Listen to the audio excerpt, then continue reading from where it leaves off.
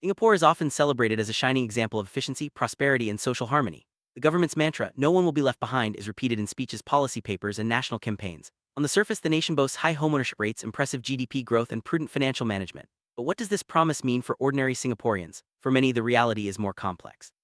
Rising housing costs, mounting debt, and the pressure of self-reliance create a sense of insecurity beneath the polished statistics. Public intellectuals like Liang Shihan have spent decades examining the gap between rhetoric and reality, asking tough questions about who truly benefits from Singapore's growth.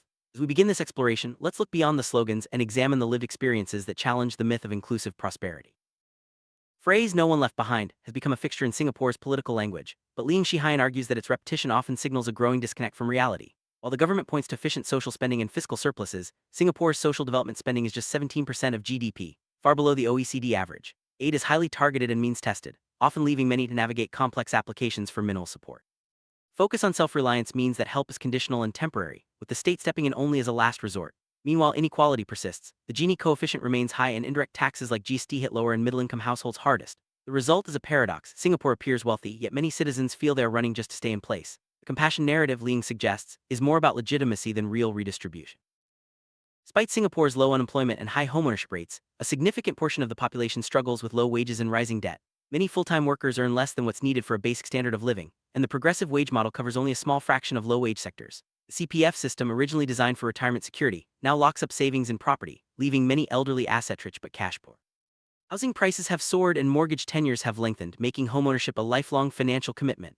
Meanwhile, household debt-to-income ratios have reached record highs, and the pressure to keep up with living costs is relentless. For many, the promise of prosperity is overshadowed by the reality of overwork, financial anxiety, and limited upward mobility. Liang Shihan's critique is clear. Singapore's model prioritizes fiscal surpluses and asset accumulation, often at the expense of real security for its people. Singapore's public housing system is often hailed as a global success, but beneath the surface, it reveals a system that ties citizens' financial futures to property values and long-term debt.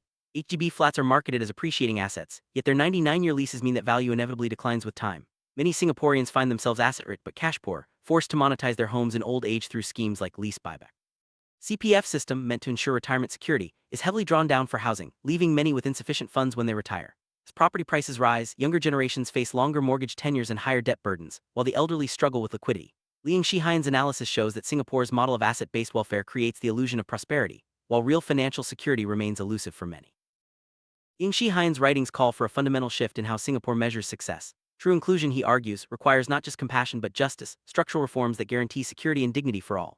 This means moving from means-tested aid to universal social protection, redefining fiscal success by reductions in inequality, and ensuring that every Singaporean has access to affordable housing, healthcare, and education. Current model, focused on surpluses and asset accumulation, leaves too many behind, especially the working poor, elderly, and young families.